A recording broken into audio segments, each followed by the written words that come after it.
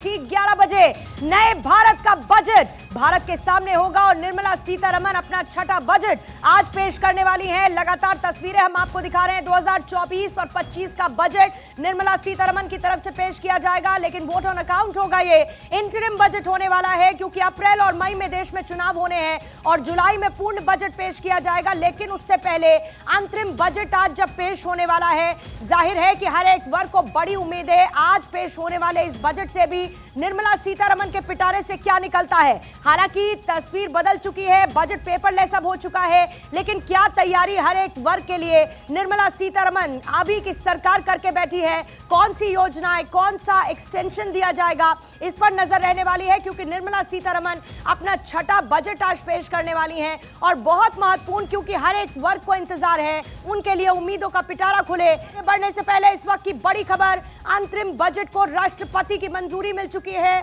और मंजूरी के बाद संसद भवन वित्त मंत्री निर्मला सीतारमण इस वक्त पहुंच चुकी हैं। कैबिनेट बैठक में मंजूर और बजट और इसके बाद ही अब देखिए तस्वीरें इस वक्त हम आपको संसद भवन की दिखा रहे हैं। अंतरिम बजट को मंजूरी कैबिनेट बैठक में मिलेगी, उससे पहले राष्ट्रपति से अप्रूवल लेने के बाद अब निर्मला सीतारमण इस वक्त संसद भवन में आपको नजर आ रही हैं। एक तरफ संसद भवन में जहां पर कैबिनेट की बैठक जारी है, कैबिनेट बैठक में भी अंतरिम बजट को मंजूरी मिलने वाली है और देखिए अब बहुत ज्यादा वक्त नहीं बचा है, 1 घंटा लगभग और साथ ही कुछ सेकंड्स जब बजट देश का नए भारत का बजट सबके सामने होगा। संसद भवन पहुंची वित्त मंत्री निर्मला सीतारमण और इस वक्त जो उनके हाथ में आपको रेड पाउच नजर आ रहा है, यह है वही पिटारा जिसमें उम्मीदें हैं पेश होने वाले बजट को लेकर कौन कौन सी सौगातें अलग अलग वर्ग को दी जाती है। हालांकि देखिए इस बार है अंतरिम बजट और इसीलिए बड़े पॉलिसी चेंज की अनुमति नहीं होती है,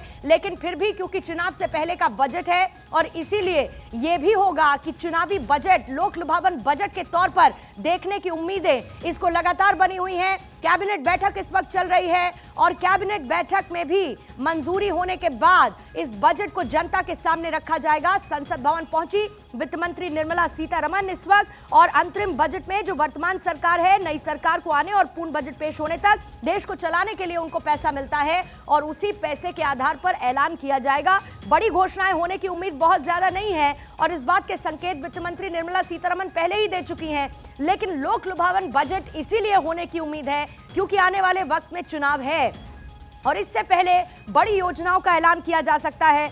आज जो इंपॉर्टेंट फोकस है वो उन 4 लोगों पर रहेगा जिसका जिक्र प्रधानमंत्री मोदी करते रहे हैं। प्रधानमंत्री मोदी कहते हैं मोदी ही असली गारंटी है, तो क्या यह गारंटी वाला बजट होने वाला है?